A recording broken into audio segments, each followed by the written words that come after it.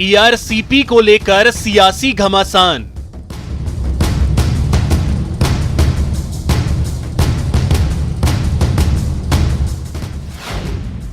BJP सांसद KL Meena का बड़ा ऐलान।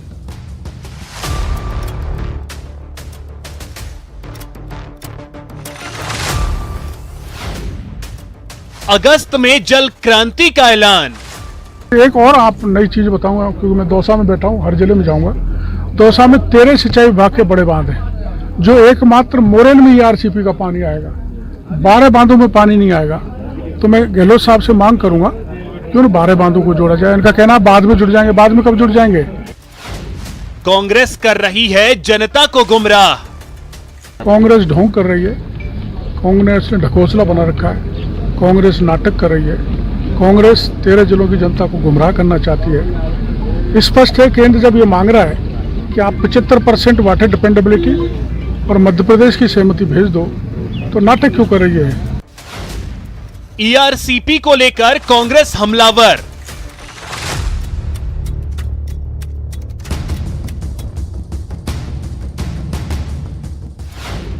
पंचायती राज मंत्री रमेश मीणा का बीजेपी पर गंभीर आरोप। बीजेपी कर रही है 41% आबादी के हितों पर कुठाराघात। तो रेगिस्तानी इलाका है, एक तरह से पानी की कमी है। तो जिस प्रकार माननीय प्रधानमंत्री ने देश में 16 परियोजनाओं को राष्ट्रीय परियोजना घोषित किया है, तो राजस्थान में क्यों नहीं कर देते हैं? किरोड़ी लाल मीणा पर रमेश मीणा का आरोप। विकास कार्य रोकने के लिए राजनीति कर रहे हैं। विकास की बात नहीं करते हैं, विकास नहीं मिल पाएगा। पर कुछ चीजें हैं कि भाई न्यूसेंस पैदा करना, लोगों को लड़ाना, लोगों के बीच में दरार पैदा करना, ये भाईचारी भावनाओं को खत्म करने का काम कुछ लोग करते हैं, जो करते आ रहे हैं बरसों से। ईआरसीपी पर शांति धारीवाल का दावा। केंद्र सहयोग नहीं करेगा तब भी कार्य रखेंगे जारी।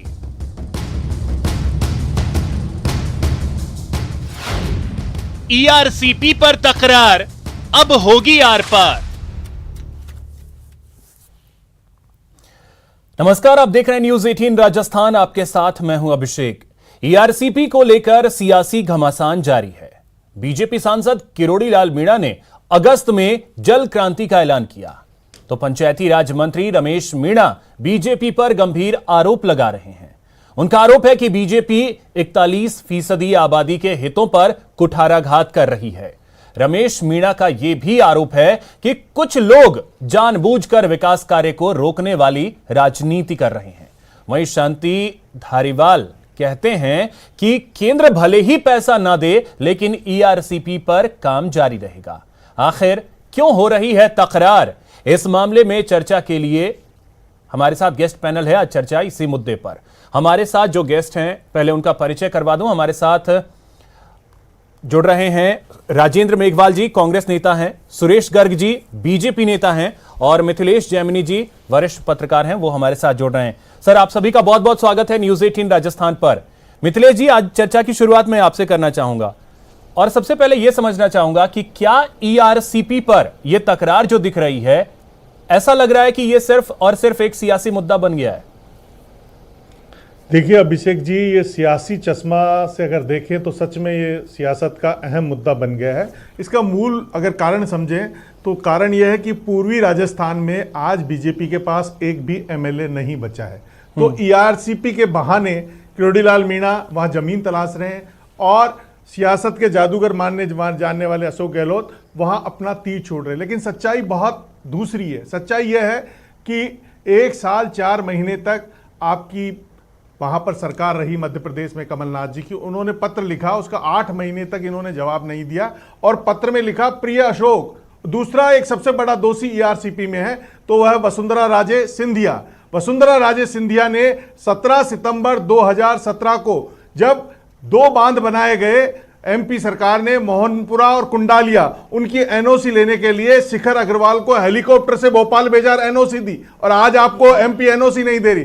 दूसरा कारण एक अशोक गहलोत जी का मैं मानता हूं, वो कह रहे हैं, गजेंद्र सिंह शेखावत कह रहे हैं कि टेबल पर बैठ जाइए। आपके पुत्र को उन्होंने हराया है, उस चक्कर में आप टेबल पर नहीं बैठ जाते हैं तो सोफे पर बैठ जाइए और बात करिए। और बिड़ला सभागार में अशोक गहलोत जी ने एक बहुत बड़ा बयान दिया कि कैन बेतवा की तर्ज पर इस परियोजना को राष्ट्रीय परियोजना घोषित कर दिया जाए। तो गजेंद्र सिंह शेखावत कह रहे हैं कि वैसी परियोजना बना दीजिए।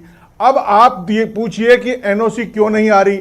मुख्यमंत्री अशोक गहलोत कह रहे हैं कि अगर शिवराज चौहान को नरेंद्र मोदी जी एक फोन कर दे तो एनओसी आ जाएगी।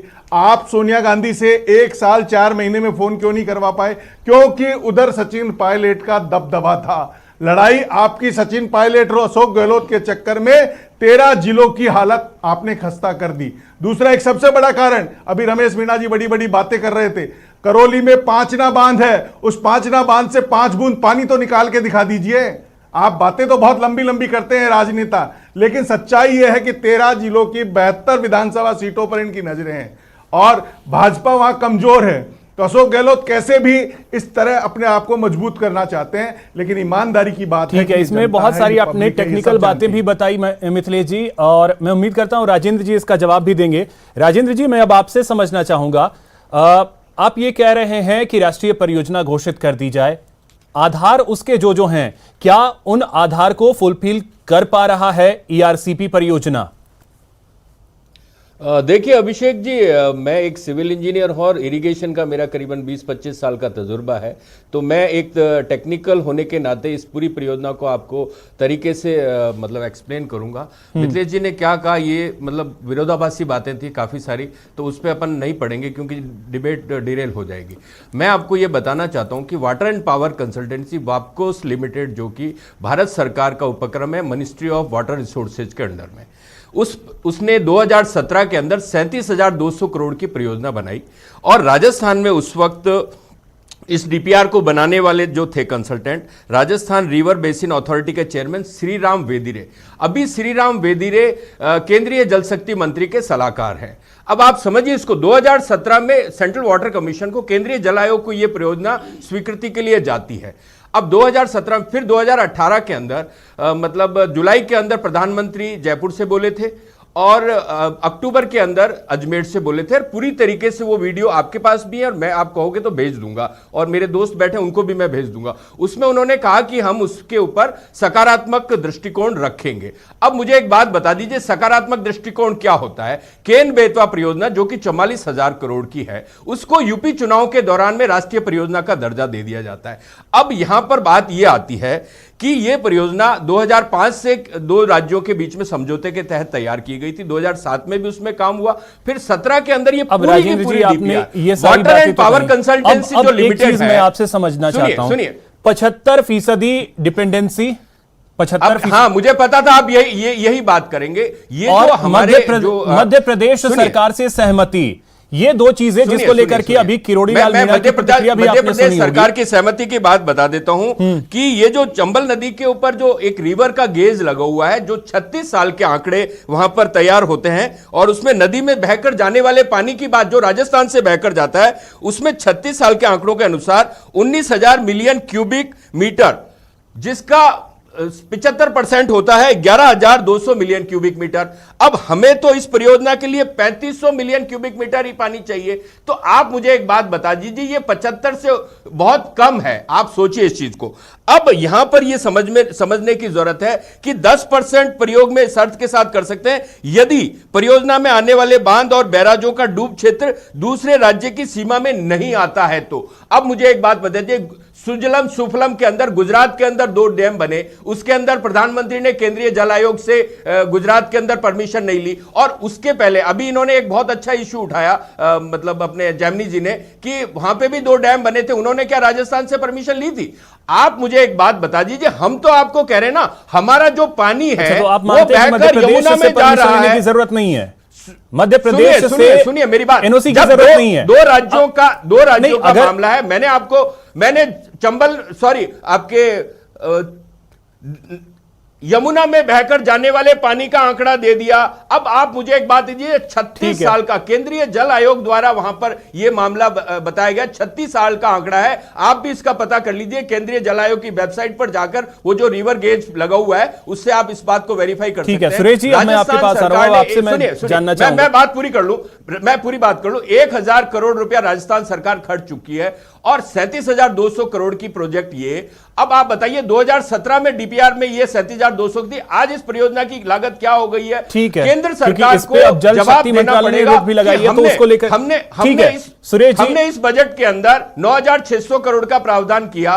तो आप मुझे एक बात बताइए, हम राजस्थान की सरकार, माननीय मुख्यमंत्री सुरेश जी, अब इस योजना को लेकर के जितनी बातें हो रही हैं, और हमें अगर लोन भी लेना पड़ा, चाहे विश्व बैंक से लेना पड़े, चाहे एशियन डेवलपमेंट बैंक से लेना पड़े, चाहे केंद्र सरकार से लेना पड़े, तो हम लेंगे, लेकिन इस परियोजना को लागू करेंगे केंद्र सरकार को। और राजस्थान, पूरी राजस्थान की ये जो परियोजना है, ये राजस्थान, अब मैं सुरेश जी के पास जा रहा हूं, राजेंद्र जी, अब एक मिनट, और ये हमारा हक है और सुरेश जी, अब देखिए, अगर प्रदेश सरकार अपने स्तर पे कार्य को आगे बढ़ाना चाहती है तो उसमें फिर अड़ंगा क्यों? जल शक्ति मंत्रालय इस काम को रुकवा क्यों रहा है?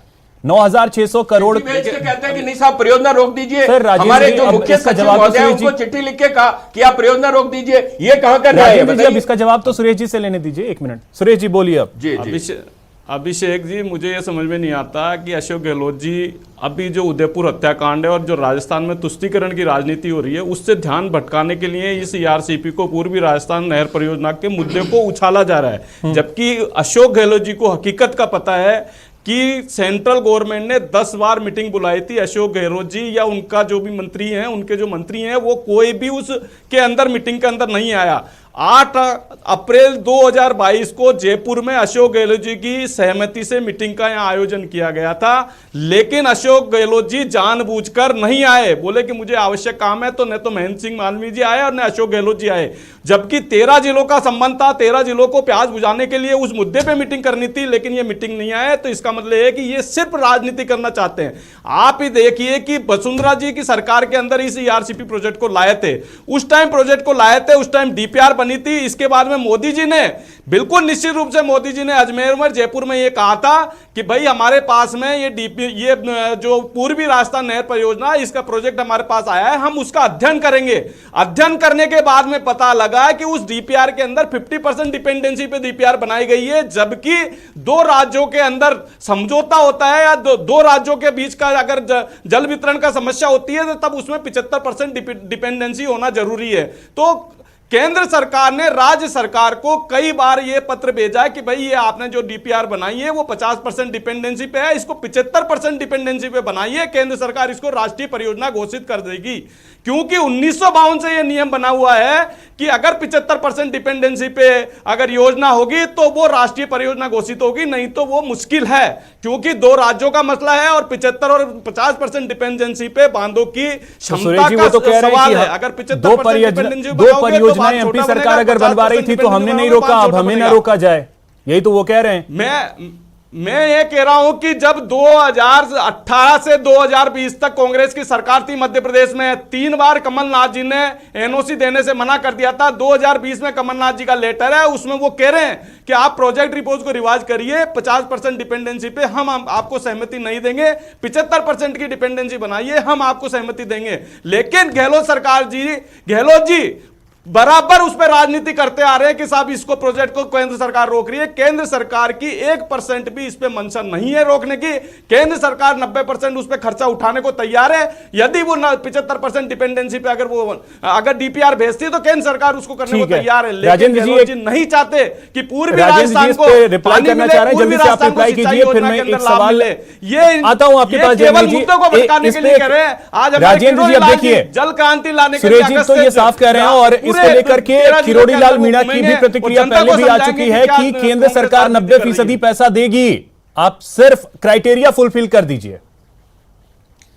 मैं तो सिर्फ इतनी सी बात कहना चाहता हूं कि जो राजस्थान रिवर बेसिन अथॉरिटी के जो चेयरमैन थे श्री राम वेदिरे, जो कि कंसल्टेंट थे उस वक्त, और अभी वो केंद्रीय जल शक्ति मंत्रालय के अंदर भी सलाहकार हैं।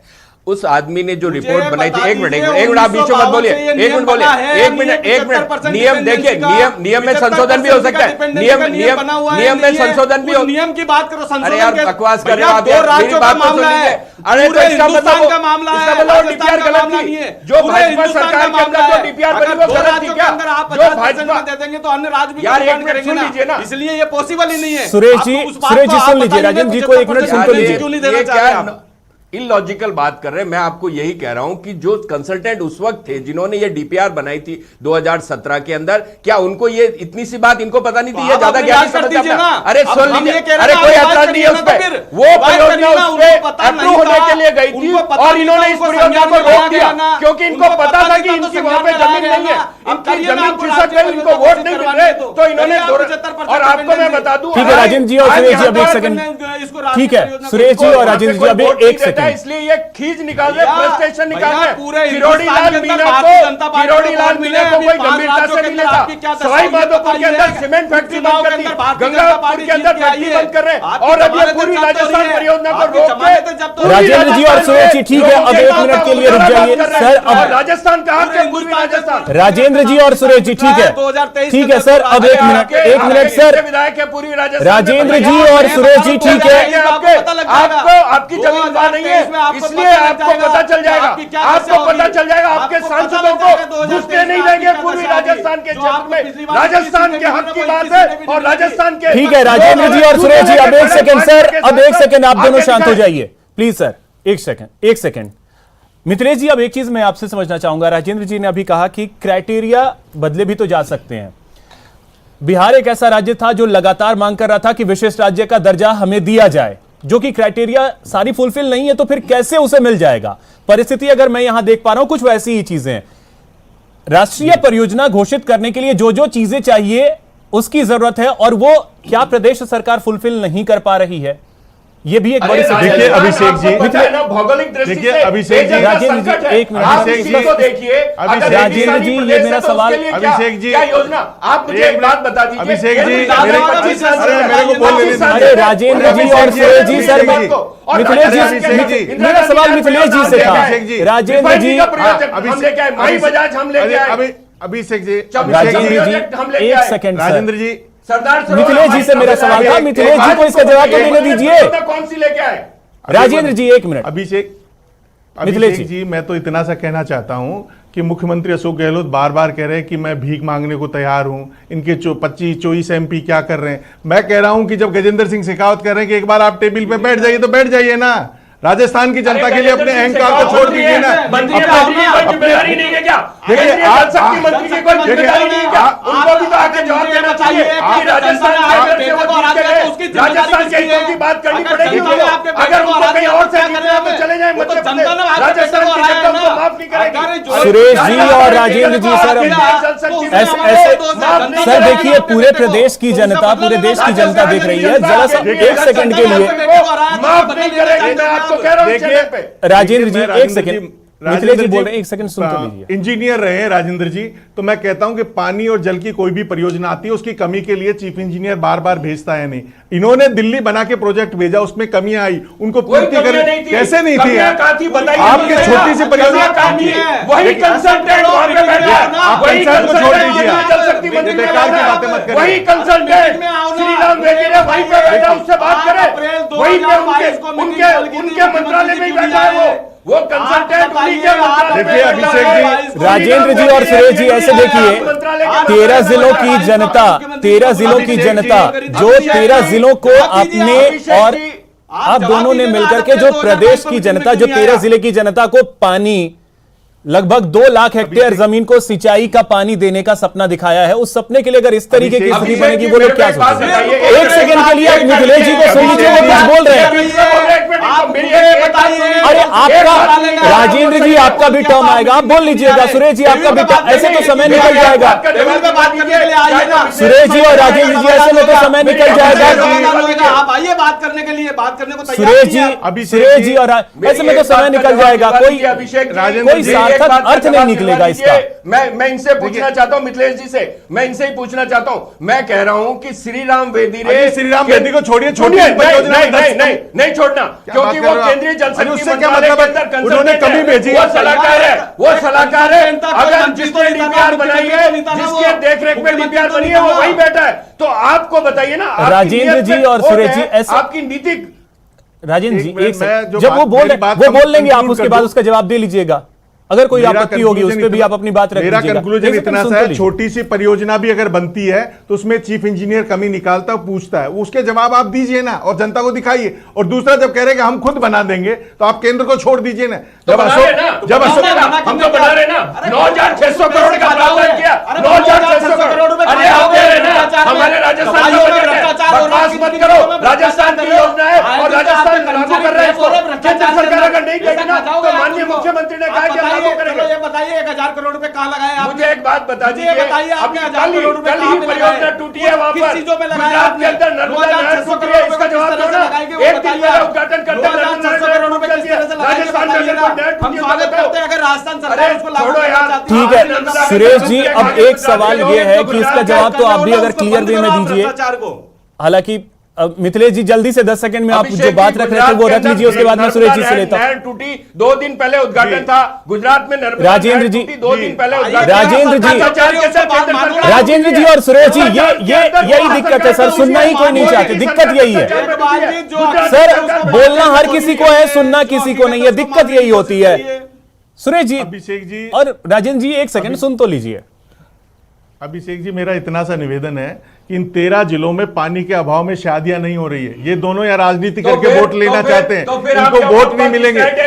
ईमानदारी की जो बात है, ईमानदारी की बात है कि आबादी की बात है, देखिए 42% आबादी के पेयजल की बात है। क्यों वहां से आप सांसद सुन नहीं है? लीजिए। राजेंद्र जी एक सेकंड सर, मंत्री नहीं है। राजेंद्र जी आपका समय आएगा, आप बोल लीजिएगा। मेरा इतना सा निवेदन है कि कहीं ऐसा नहीं हो कि जो श्रीलंका में हालात हुए हैं, भाजपा कांग्रेस यहां लड़ती रहे, पूर्वी राजस्थान कहीं श्रीलंका की तरह सीएम हाउस को नहीं घेर ले, क्योंकि वहां पानी के हालात बहुत पीएम हाउस को घेरेंगे, पीएम को घेरेंगे, सीएम को देखिए, आप पीएम या सीएम उनको गुस्से नहीं देंगे, झूठ बोल रहे हैं। आप कैसी बातें करते हो? झूठ बोल रहे हम तो परियोजना ठीक लगा है, रहे हैं। एक सवाल सुरेश जी, अब एक सवाल तो मैं आपसे लेना चाहूंगा। राजेंद्र जी एक सेकंड, सुरेश जी एक सेकंड, एक सवाल मेरा है, उसका जवाब आप दे दीजिएगा। सुरेश जी देखिए, अब प्रदेश सरकार अगर अपने स्तर पे काम भी करवाना चाहती है तो उससे रोका जा रहा है, जो मैंने पहले भी आपसे समझना चाहा था। 1,000 करोड़ खर्च हुआ है और 9,600 करोड़ रुपए जो हैं उसके लिए स्वीकृत हैं, फिर रोक क्यों? सुरेश जी, राजेंद्र जी, अब देखिए राजेंद्र जी वो जवाब, मैं सवाल पूछ रहा हूं फिर भी आप करते हो, आप हकीकत बताइए। सुरेश जी, काम रोका क्यों जा रहा है? सर, भारतीय जनता पार्टी केंद्र सरकार ने किसी भी तरीके का कोई काम नहीं रोका है। केंद्र सरकार, भैया जवाब, केंद्र सरकार ने जो चिट्ठी लिखी है वो लिखी है कि आप 75% डिपेंडेंसी में प्रोजेक्ट लिखी है। केंद्र सरकार ने जो राज्य का विषय, जल राज्य का विषय, ये देखो ये चिट्ठी लिखी है। जब दो राज्यों का विषय होगा, ये मुख्य सचिव को चिट्ठी लिखी है और राजस्थान अपने पैसे से परियोजना कर रहा है तो इनके पेट पर दर्द हो रहा है। ठीक है राजेंद्र जी और सुरेश जी, अब नियमों के अनुसार काम करिए। ऐसे तो फिर ईआरसीपी धरातल पे उतर लिया। अगर ये स्थिति रही, ये स्थिति मिथिलेश जी, ये स्थिति रही तो धरातल पे ईआरसीपी कैसे आएगी ना? धरातल पे आएगी। 1,000 करोड़ खर्च हो गए, 9,600 करोड़ का प्रावधान लगा दिया। में जेब में भर लिए होंगे। अरे डैम बन गया। चलिए, ईआरसीपी को लेकर के ये स्थिति है। फिलहाल वक्त मेरे पास इतना ही है। बहुत शुक्रिया आप सभी का हमारे साथ जुड़ने के लिए, चर्चा में शामिल होने के लिए। धन्यवाद।